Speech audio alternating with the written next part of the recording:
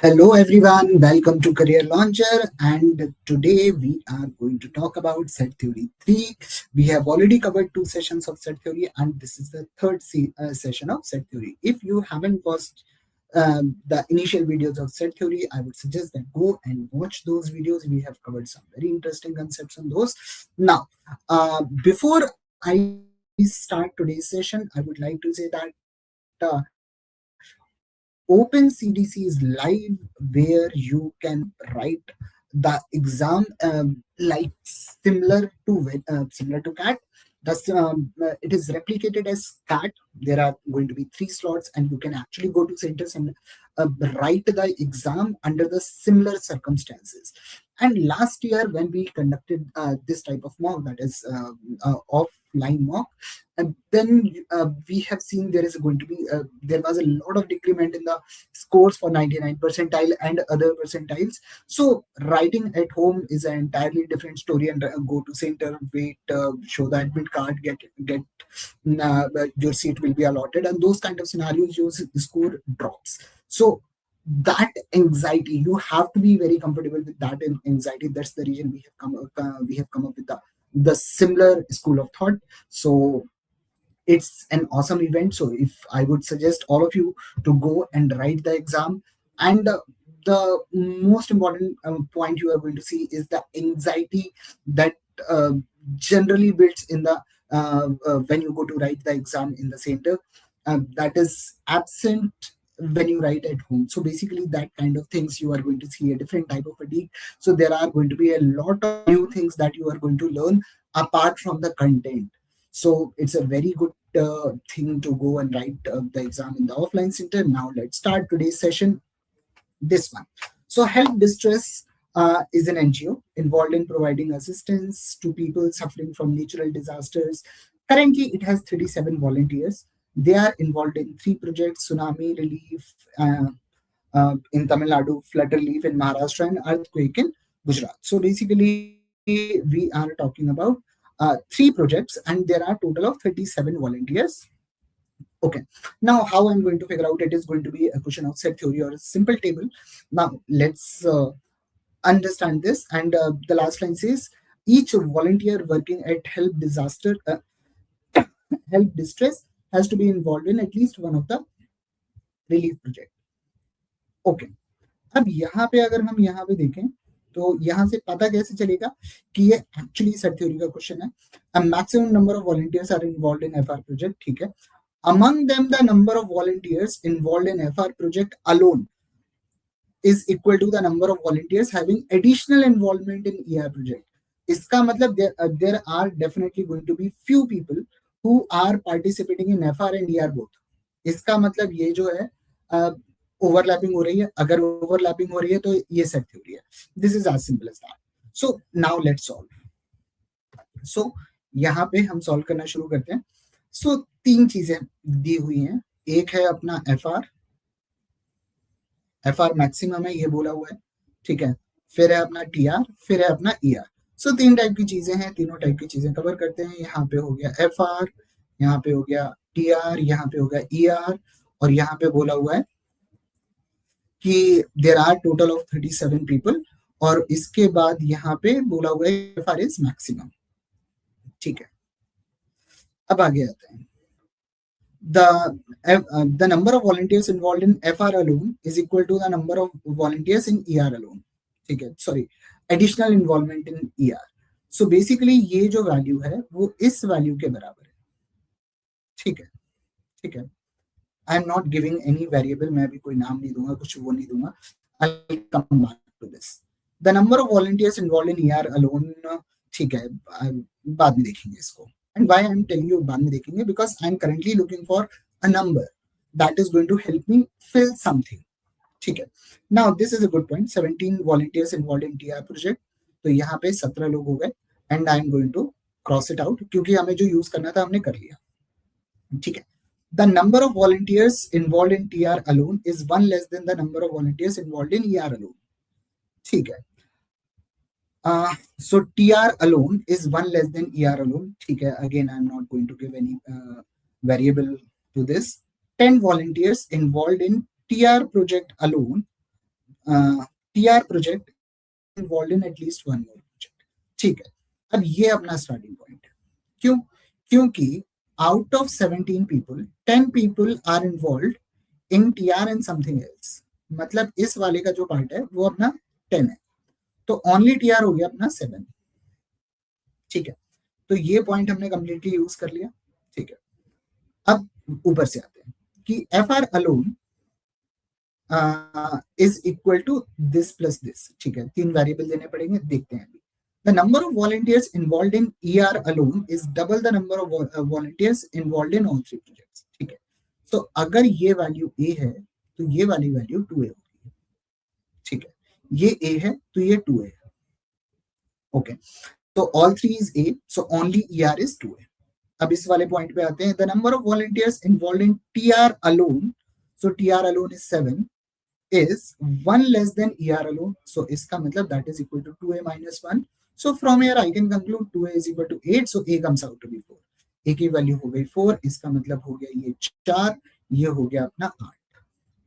ठीक है, अब इसको एक नाम दे देते हैं B.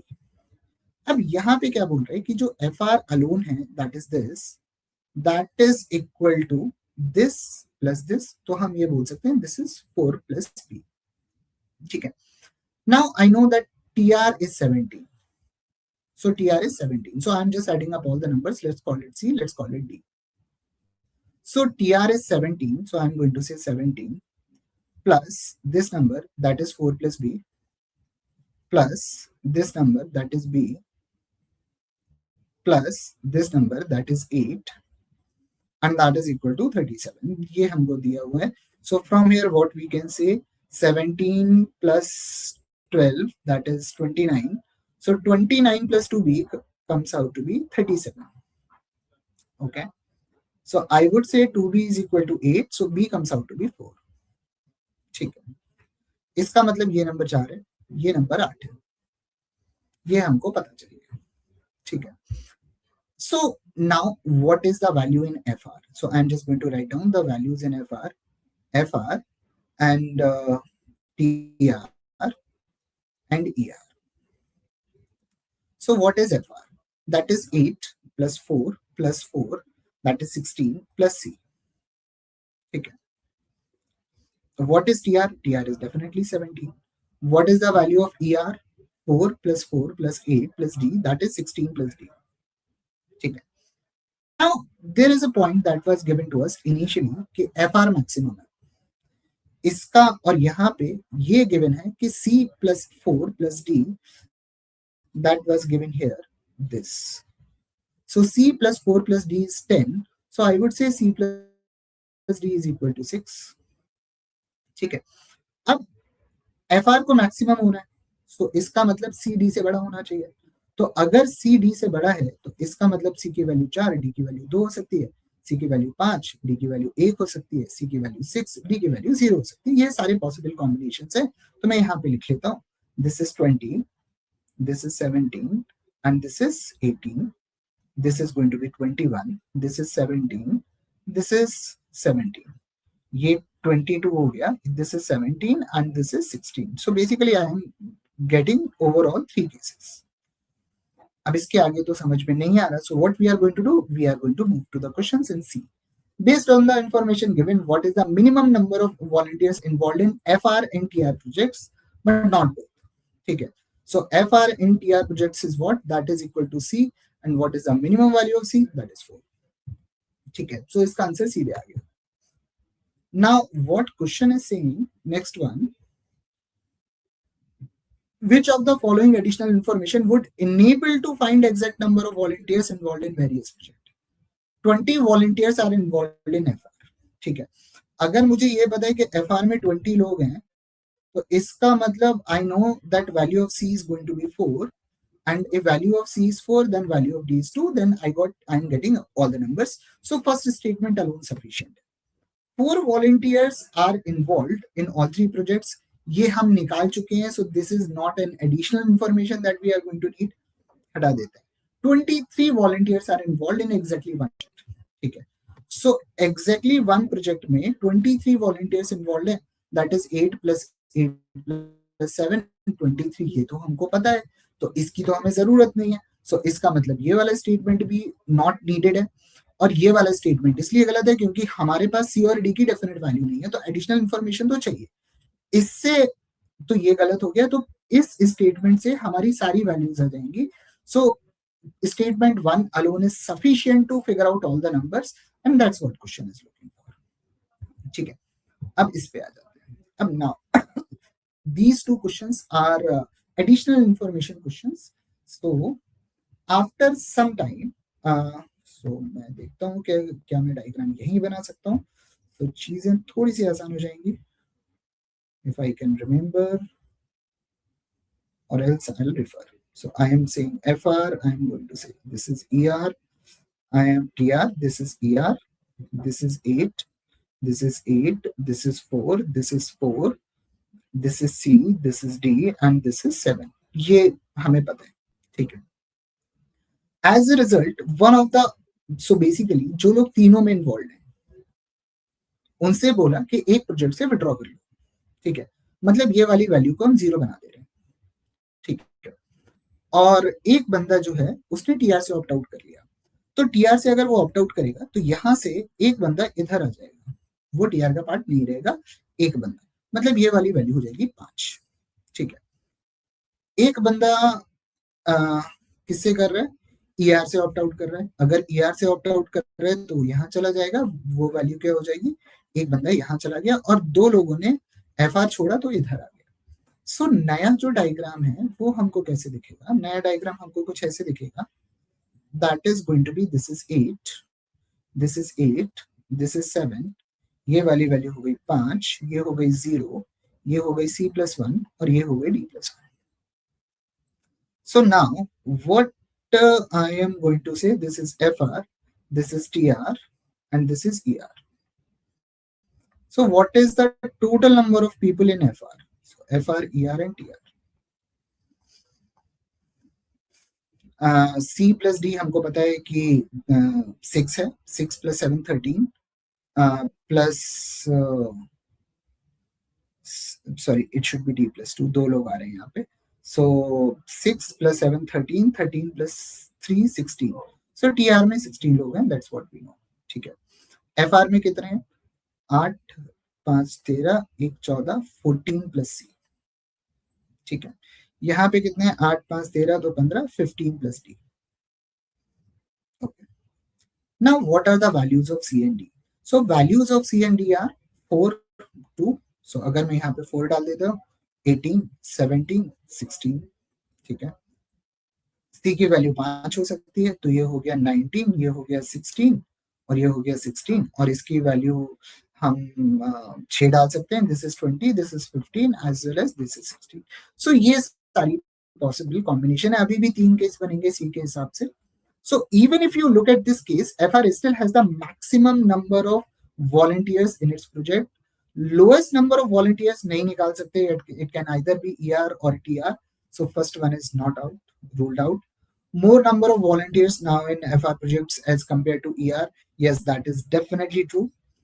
More volunteers in TR now, again, not definitely true, may be true, may not be true. So answer इसका हो गया option 2, ठीक है। इस पे आते हैं, after the withdrawal of volunteers, ठीक है, मतलब ये सब कहानी हो गई। As indicated in question 3, some new volunteers joined NGO, ठीक है, कुछ लोग ऐड हो रहे हैं। Each of them was allotted only one project in a manner such that number of volunteers working in exactly one project. So basically यहाँ पे बोला है allotted only one project, मतलब लोग या तो यहाँ पे ऐड हो रहे हैं, या यहाँ पे ऐड हो रहे हैं, या यहाँ पे ऐड हो रहे हैं, और कहीं ऐड नहीं हो रहे हैं, ठीक है। और ये कह रहे हैं कि सारी वैल्यूज इक्वल हो गई, so these 3 values are now equal, ठीक है। At that point, it was also found that number of volunteers involved in FR and ER projects was same as the number of volunteers involved in TR and ER project. So FR and ER is 5, and that is equal to TR and ER. So TR and ER is what? D plus 2. इसका मतलब D की value क्या हो गई, 3, ठीक है। अब D की वैल्यू 3 पॉसिबल नहीं है। डी की वैल्यू 3 पॉसिबल क्यों नहीं है? क्योंकि इनिशियली जब हमने सी और डी के केस बनाए थे तो वो 4-2 बना था, 5-1 बना था और 6-0 बना था। अब जो नए लोग ऐड हो रहे हैं वो यहाँ पे और यहाँ पे ऐड हो नहीं रहे। नए लोग तो केवल यहीं पे ऐड हो रहे हैं, एग्जैक्टली वन प्रोजेक्ट में जा रहे हैं। तो इसका मतलब डी की वैल्यू 3 के बराबर हो नहीं रही। इसका मतलब ये स्टेटमेंट कहीं ना कहीं आपस में कॉन्ट्राडिक्ट कर रहा है। इसलिए यहाँ पे जो आंसर होगा that is going to be can not be determined, and I would say more appropriate option जो होगा वो होगा डेटा इनकंसिस्टेंट। क्योंकि यहाँ पे जो नई इंफॉर्मेशन है वो डेटा को ही कॉन्ट्राडिक्ट कर दे रही है। So answer I would mark instead of cannot be determined, I would say it is going to be data inconsistent.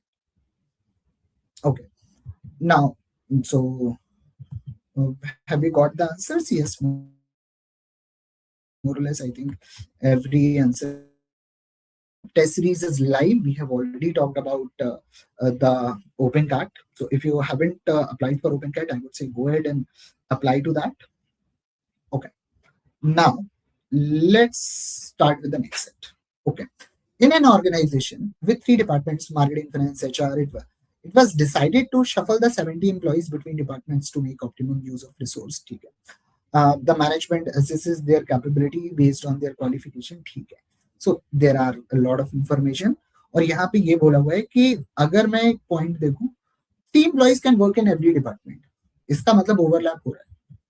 So अगर ओवरलैप हो रहा है इसका मतलब set theory.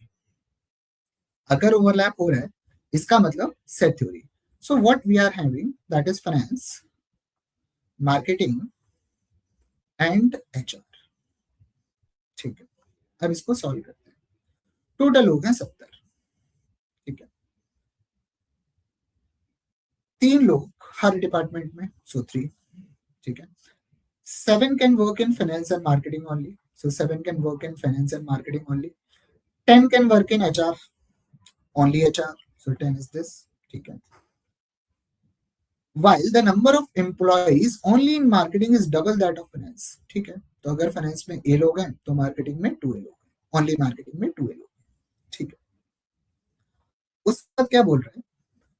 And this employee in finance cannot be less than 10. इसका मतलब A should be greater or equal than 10. A की value 10 से कम नहीं हो सकती. ये कंडीशन इन्होंने दे दी. Okay. Finance and HR only. ठीक है. While the employees in finance and HR only, मतलब इसकी बात हो रही है. That is equal to 3 times 2 less than marketing and HR only. ठीक है. तो अगर मैं इसको B दे दूं तो 2 less than B is B minus 2 and 3 times of this, so this is 3B minus 2. The organization has employees in all possible combination with their capabilities. इसका मतलब कोई भी वैल्यू जो हम इधर डाल रहे हैं, कोई भी वैल्यू 0 नहीं हो सकती, हर वैल्यू 0 से बड़ी होगी. ठीक है. अब इसको सॉल्व करना शुरू करते हैं. A plus 2A that is 3A plus 3B plus B 4B. यहाँ पे 3B minus 6 हो जाएगा तो यहाँ minus 6 plus 7 plus 3 plus 10 20 and that is equal to 70. ठीक है. अब यहाँ पे ले लेते हैं 3A plus 4B is equal to 56. ये हमको पता है. ठीक है. A की वैल्यू 10 से बड़ी होनी चाहिए, तो अगर मैं A को 10 रख देता हूं तो ये 30 हो जाएगा. सो 30 का मतलब 4B 26 हो जाएगा, डेसिमल में हो जाएगा. लोग डेसिमल में नहीं हो सकते. मैं A को 12 रख देता हूँ. मैं 12 रख के देखता हूँ. सो 12 3 सा 36 तो 4B कितना हो गया 20. सो B की वैल्यू आ गई 5. ये एक कॉम्बिनेशन बना. अब यहाँ पे एक चीज पता होनी चाहिए, लीनियर इक्वेशन में क्या होता है कि अगर इसका कोएफिशिएंट 3 है तो यहाँ पे 3 का चेंज आएगा, इसका कोएफिशिएंट 4 है तो यहाँ पे 4 का चेंज आएगा. दोनों साइन सेम है तो एक वैल्यू कम होगी, दूसरी वैल्यू बढ़ेगी. तो मैं यहाँ 4 इंक्रीज कर रहा हूँ क्योंकि जो A होना चाहिए वो 10 से बड़ा होना चाहिए. अगर मैं यहाँ 4 इंक्रीज करूंगा तो यहाँ पे 3 का डिक्रीमेंट होगा. इसका कोएफिशिएंट यहाँ चेंज देगा, इसका कोएफिशिएंट यहाँ चेंज देगा, तो ये हो गया 16. उसके बाद ऐसा हो सकता है ये 20 हो जाएगा, फिर से 4 का इंक्रीमेंट और ये हो जाएगा -1. पॉसिबल नहीं है क्योंकि लोग -1 हो नहीं सकते. सो आई एम गेटिंग 2 केसेस. ठीक है. अगर B 2 है तो ये वाली वैल्यू 0 हो गई, जो पॉसिबल नहीं है। इसका मतलब ये वाला केस भी एलिमिनेट हो गया।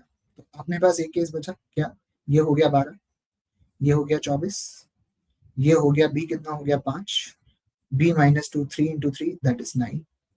Did we get all the values? Yes. So how many people are there in finance? 12 plus 9 plus 3 plus 7 31. ठीक है. How many people are there in marketing? That is 24 plus 10 34, 34 plus 5, 34 plus 5 is 39. यहाँ पे कितने लोग हैं? 10 plus 9 19 22 27.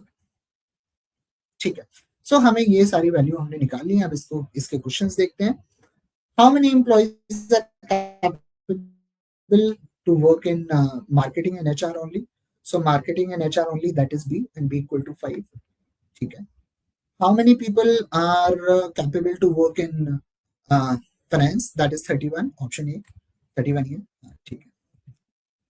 So whenever we are going to get the questions of set theory, this is the approach that we are going to follow. And with this, I hope you got some clarity about set theory. Thank you.